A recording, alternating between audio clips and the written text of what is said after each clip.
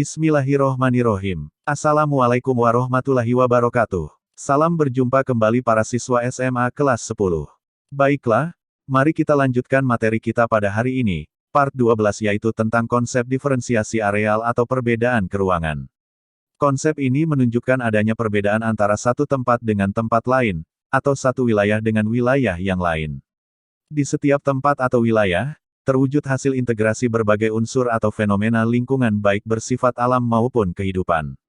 Integrasi fenomena menjadikan suatu tempat atau wilayah mempunyai corak tersendiri sebagai region yang berbeda dari tempat atau wilayah yang lain, unsur atau tempat fenomena lingkungan bersifat dinamis. Sementara itu, keadaan berubah dan interaksi atau integrasi juga menghasilkan karakteristik yang berubah dari waktu ke waktu.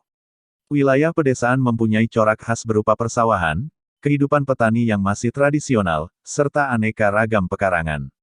Hal ini memiliki perbedaan dengan wilayah perkotaan. Bahkan, di pedesaan juga terdapat perbedaan antara desa satu dengan yang lain karena fenomena atau unsur-unsur yang mewujudkannya tidak sama. Fenomena yang berbeda dari satu tempat dengan tempat yang lain itu menyangkut jarak yang dekat, sedang, atau jauh dari jalan, perumahan yang padat, sedang atau mahal, pendapatan penduduk yang tinggi, sedang, atau rendah. Perbedaan juga berkaitan dengan kepadatan penduduk, mata pencaharian penduduk, jenis vegetasi, jenis tanah, sumber air, dan lain-lain. Dengan demikian, fenomena yang berbeda dapat berasal dari unsur-unsur fisik alam maupun kondisi sosial kemanusiaan. Diferensiasi areal secara umum adalah fenomena yang berbeda antara tempat yang satu dengan tempat yang lain.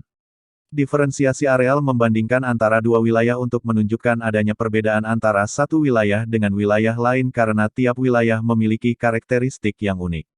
Contoh diferensiasi areal adalah mata pencaharian penduduk daerah pantai kebanyakan adalah nelayan, tapi di dataran tinggi kebanyakan warganya menjadi petani.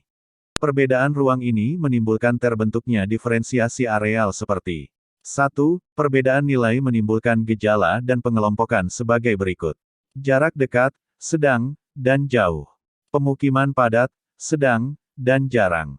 Rumah atau tanah mahal, sedang dan murah. Kaya, sedang dan miskin. 2. Karakteristik suatu ruang dapat ditinjau dari potensi sumber daya dan budaya masyarakat, sebagai berikut. Daerah pegunungan, dataran tinggi menghasilkan sayuran, buah-buahan, perikanan laut dari daerah pantai. Padi dari daerah dataran rendah. Daerah pesantren, kawasan pendidikan dan sebagainya.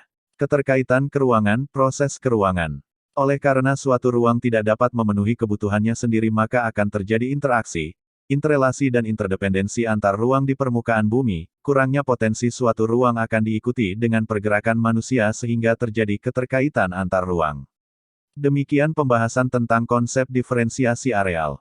Pada video pembelajaran yang akan datang akan dibahas tentang konsep keterkaitan keruangan. Selamat belajar dan semangat selalu. Wassalamualaikum warahmatullahi wabarakatuh.